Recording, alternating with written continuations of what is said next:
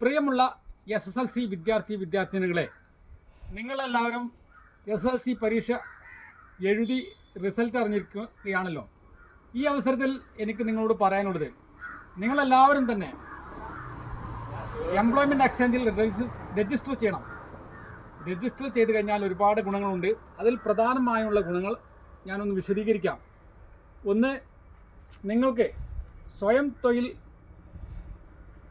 ലഭ്യമാക്കാൻ സ്വയം തൊഴിലിന് വേണ്ടി കെസുർ മുഖേന നിങ്ങൾക്ക് ലോൺ ലഭിക്കുന്നതാണ്. 1 ലക്ഷം രൂപ നിങ്ങൾക്ക് ലോൺ ലഭിച്ചാൽ അത് 80,000 രൂപ അടച്ചാൽ മതി. 20,000 സബ്സിഡിയാണ്, 20% സബ്സിഡിയാണ്.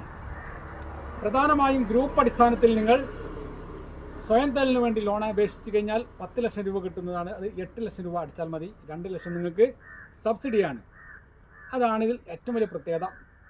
സ്വയം തൊഴിലിന് വേണ്ടി സബ്സിഡിയോട് കൂടി ലോൺ ലഭിക്കുന്നു എന്നതാണ്. രണ്ടാമത്തത്, നിങ്ങൾക്ക് തൊഴിലില്ലാ വേതനം ലഭിക്കുന്നു.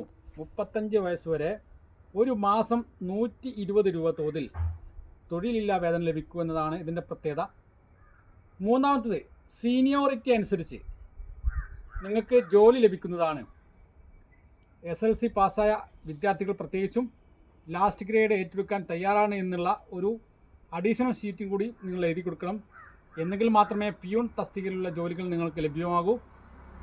ആയതിനാൽ നിങ്ങൾ എംപ്ലോയ്മെൻറ്റ് എക്സ്ചേഞ്ചിൽ രജിസ്റ്റർ ചെയ്യുമ്പോൾ നേരിട്ട് പോയി രജിസ്റ്റർ ചെയ്യുക.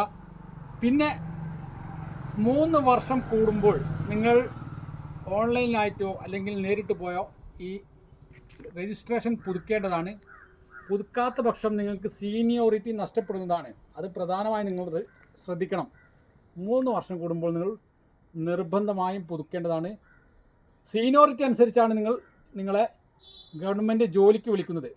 അതുകൊണ്ട് പ്രിയമുള്ള SSLC വിദ്യാർത്ഥിനികളെ, നിർബന്ധമായും നിങ്ങൾ എത്രയും പെട്ടെന്ന് തന്നെ ഈ എംപ്ലോയ്മെൻറ്റ് എക്സ്ചേഞ്ചിൽ രജിസ്റ്റർ ചെയ്യാത്ത ആരെങ്കിലും ഉണ്ടെങ്കിൽ എത്രയും പെട്ടെന്ന് തന്നെ രജിസ്റ്റർ ചെയ്യണം. 14 ജില്ലക്കും 14 എംപ്ലോയ്മെൻറ്റ് എക്സ്ചേഞ്ച് ഉണ്ട്.